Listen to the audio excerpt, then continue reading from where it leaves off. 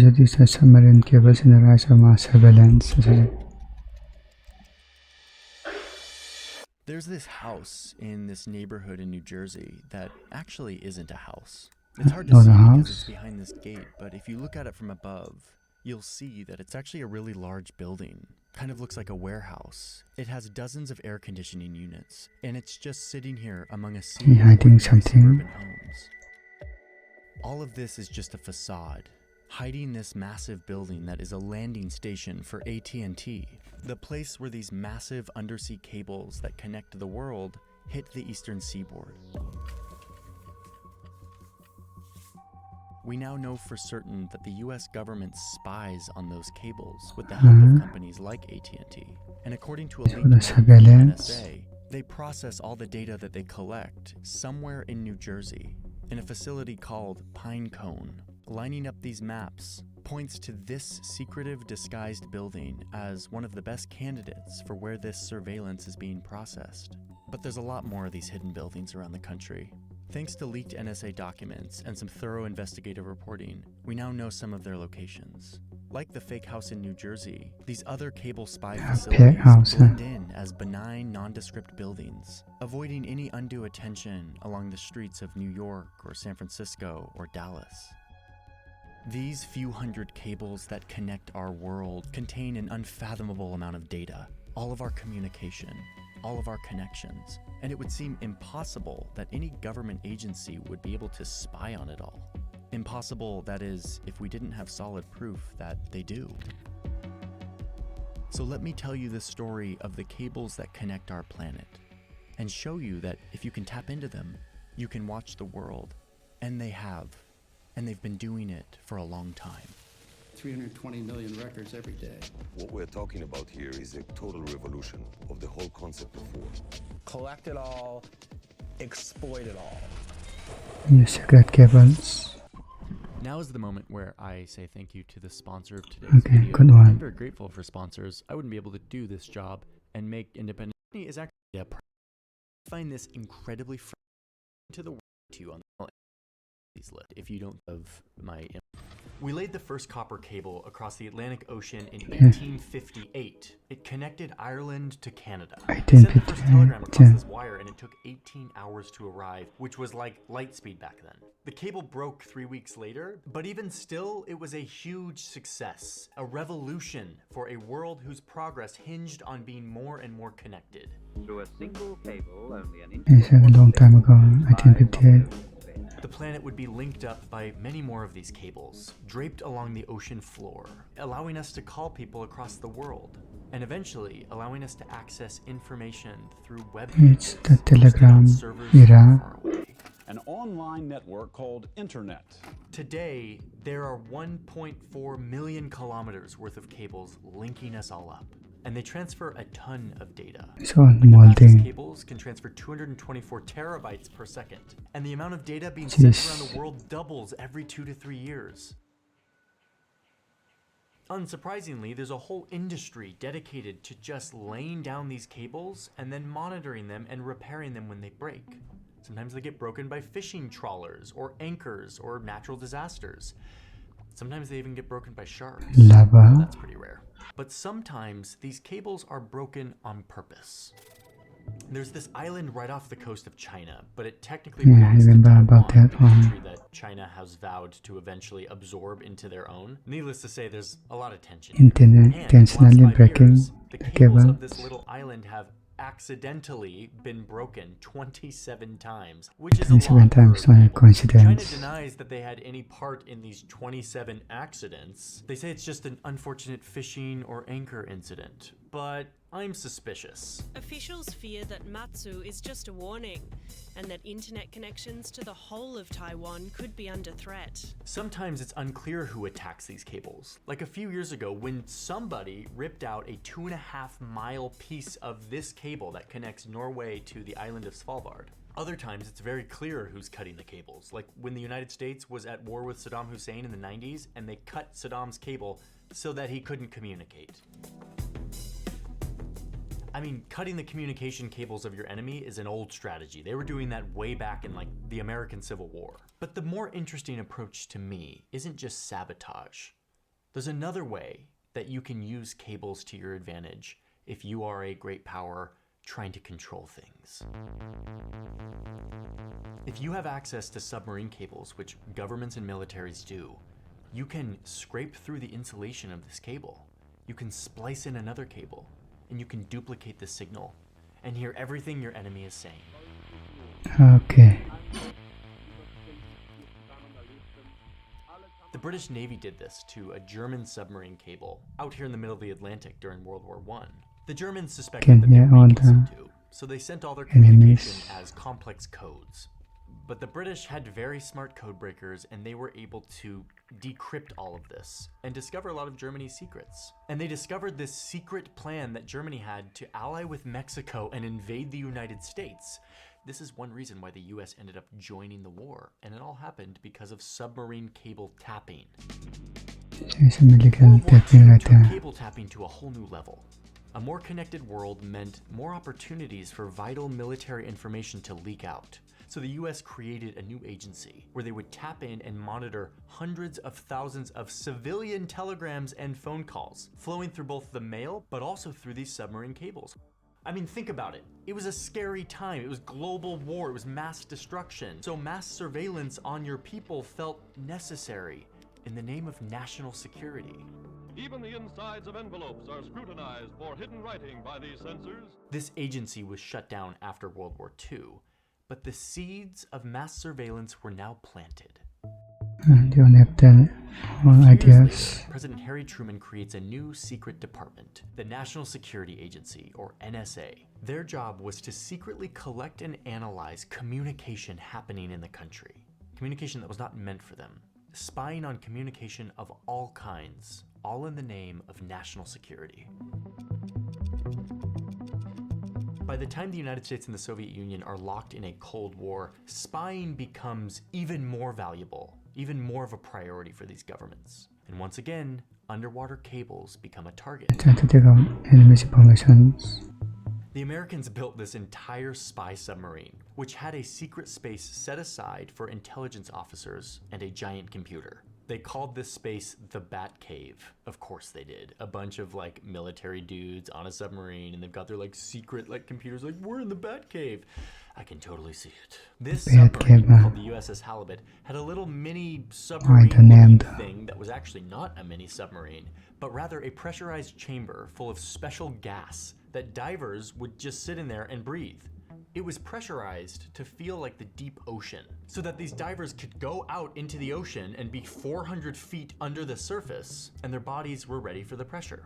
They used this to secretly navigate to underwater cables. The one we know about happened over here, right off the coast of eastern Russia. The divers would leave their pressurized gas chamber, they would navigate this big clunky electric listening device onto the cable. It's basically a giant 20-foot recorder that would tap into the cable and record everything passing through. They somehow parsed through the dozens of different signals, specific phone calls between Soviet officials.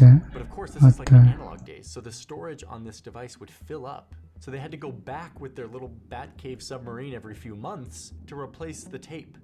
They did this for 10 years. This was called Operation Ivy Bells. And we talked about it a little bit in the whole deep dive we did on submarines.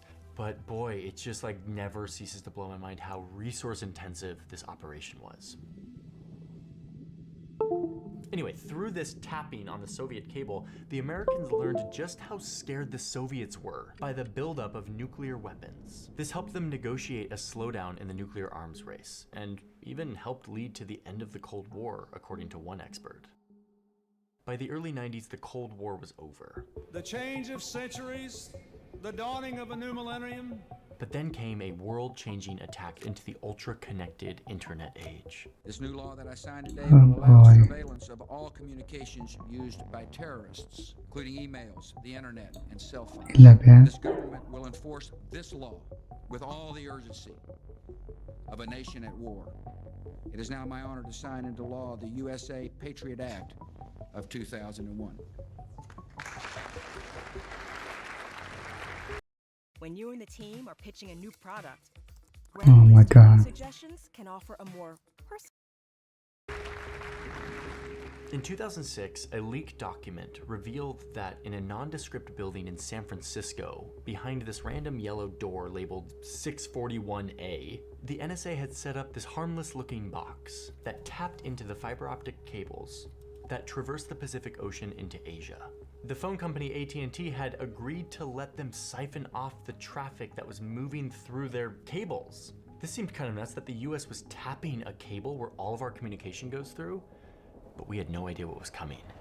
In 2013, Edward Snowden, an NSA The Snowden guy. unleashed one of the biggest leaks in American history. This is the greatest hemorrhaging of legitimate American secrets in the history of the Republic. And that is what we have been looking through. I mean, there's a lot more documents, but we sifted through and found the documents that show us that it wasn't just one cable in San Francisco being tapped. The NSA was targeting every single cable that touched the United States. A huge amount of global traffic, email, text messages, phone calls. They had cooperation from all these telecommunication and tech companies to do this. Microsoft, Yahoo, Google, Facebook. Paltalk? The hell is Paltalk? Who knows, but the NSA was tapping their cables. YouTube, Skype, AOL, and even Apple by 2012. And their goal in all of this? Well, according to one of these slides, the goal was to sniff it all, know it all, collect it all, process it all, exploit it all, partner it all. In other words, according to another slide, master the internet. There's this one spreadsheet in all of these leaked documents that really says it. Here it is. This is a list, a spreadsheet of some of the cables that the NSA had access to. Like, we literally know which ones. I mean, we have the data of all of these cables. We could literally map all of these. From the Southern Cross cable that connects California to Australia, to the Apollo cable that connects New York to France, to the tiny cables that connect Puerto Rico to the British Virgin Islands. All in all, by 2009, the NSA had stuck a probe in hundreds of submarine cables all around the globe. Oh, and they didn't do it alone. The NSA partnered with the OG masters of cable tapping, the British. Since the 1940s, GCHQ and its American equivalents have had a relationship that is unique in the world. Okay, so there's a weird loophole thing here. US law allows the NSA to track anyone outside of the United States, but there are restrictions when it comes to tracking American citizens. So to get around that, they turn to their British counterparts, the GCHQ. So over the course of a couple years in the early 2010s, the NSA is paying £100 million in secret money to gain access to all of this data that they call a goldmine to exploit. Hundreds of thousands of names, over 76,000 geo-coordinates, 194 million messages collected per day. And unlike the NSA, the British could actually spy on American targets. But the point is, they were in it to collect it all. If information arrives in the UK from the United States, it's governed by our laws. The system works as intended. Okay. Yeah, it's a lot of data, but what can you do with 600 million phone events worth of data? Like, that's way too much for any human to actually process. And this is where it gets kind of nuts to me. We've got this slide, which, by the way, I know that we're like dealing with like really like top secret documents, but like they all have like clip art and these like templatized Windows 95 looking titles. Freaking love it. This slide, this complicated wonky slide with this flowchart is the answer to what they do with all of this data. But here's basically how it works. So the NSA gets all of this data of all of our communication, either from cables or from phone companies. They funnel it through the central processing facility called Pinecone. This is presumably where they're processing a lot of this data and trying to find patterns. The NSA says that their job is to find suspected terrorists or other people who want to do harm to national security. And to do this, they use computers and algorithms to make links between suspected terrorists and their immediate network, the people they call, the people they talk to, where they are. They say they only hold on to those records and they throw out everything else. We don't know if that's true, but let's just assume it is. And then once it's all processed and sorted, it goes into a little searchable database called X Key Score, which is a very clunky name, but hey, great graphic design once again. This is basically like a internal search engine that catalogs all of the metadata that has been assigned to all of this call, message, geolocation information and makes it searchable. So you could pull up a person, a suspected terrorist, and you could find everything you need to know about who they talk to, where they are, what their emails say, or in their words, anything you wish to extract. It's all searchable on this convenient platform. This allows them to do searches like, let's look for an Arabic font Google query coming out of the tribal areas of Pakistan. And boom, they're linked in. It's all right here in X Key Score, the database. Because of the globally connected world, the NSA now has access to this person.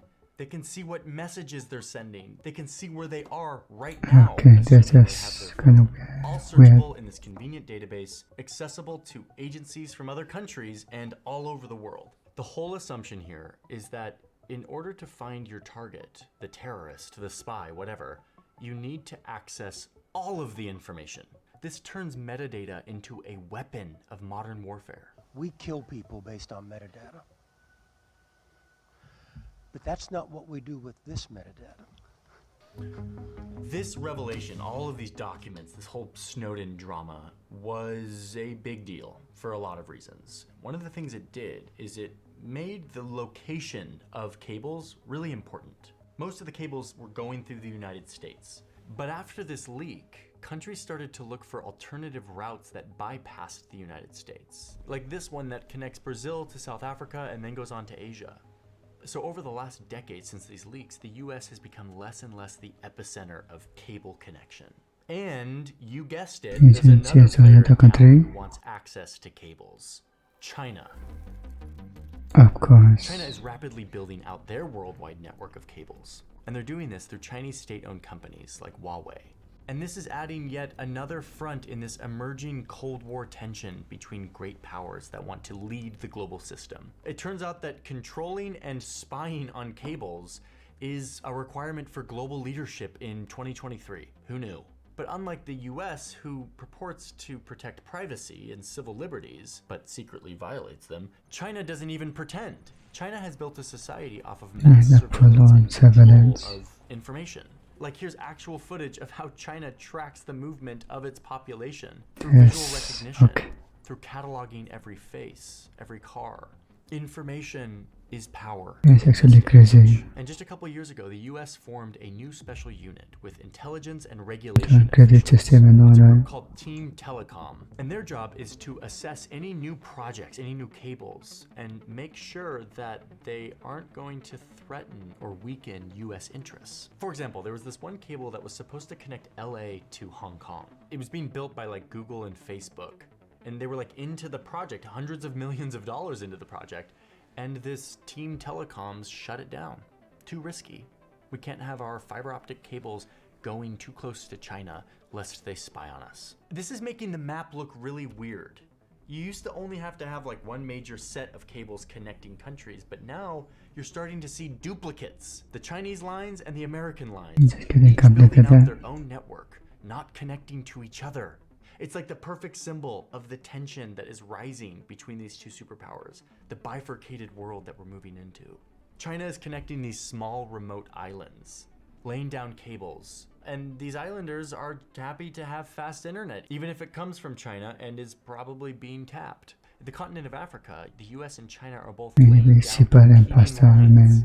The countries caught in the middle of this understand what's going on. Two aspiring hegemons vying for power, each involved in spying and sucking up information in their own way. But I guess it's worth it because it means faster internet. It means connection to the world. Russia is even trying to get in on this with their aptly named Polar Express cable. And even though the old school tapping into cables in the middle of the ocean to spy on your neighbor is kind of outdated now, there's some evidence that Russia might be still doing this. They've got this one ship called the Yantar. It's a surface ship that is generally understood to be a spy vessel. And it's been spotted on the surface above where we know submarine cables are, near Ireland or near Syria. Some think that they're just tapping into them like the old days. Maybe using one of these like mini submarines. But even if they're not tapping into them, their very presence above the cable is kind of a threat. They could cut this cable at any moment. The US, who is very good at submarines, has its own spy vessels, the most secretive one being the USS Jimmy Carter, and we have no idea what it's up to. Security experts speculate that it's probably tapping into cables for some reason somewhere at the bottom of the ocean. But a lot of people in the industry are like, no, that's like so old days. Why bother? It's so much easier to just tap into them on land. You get way more data in the cables, maybe. Meanwhile, the private companies in charge of these cables have started to up their own defenses. They're taking all these extra precautions, including sending out these like submarine drones that just spend their time tracing along the bottom of the ocean, babysitting these cables and making sure that there's no damage or tampering going on. So I feel like I'm gonna say what I've said a bunch on the channel lately, which is we are entering a new chapter in geopolitics. A globalized world is hyper-connected, but suddenly and unexpectedly, we're seeing a new set of divisions. Countries not trusting each other anymore. Nations wanting to create their own separate systems, both economically, militarily, but also with the infrastructure of the internet. A chapter where countries now are more skeptical than ever, especially great powers. Great powers that are building their own infrastructure so that they can communicate and control information, not trusting the other half of the world to handle their data. We see navies with secret ships that cost close to $1 billion a piece, and then we see everyone else caught in the middle. And in the end, most of us just want fast internet, connection with friends around the world, and a feeling that we're safe. Actually, pick a video right there. Again, it's covered most of the surveillance stuff inside the law information sound tab. Video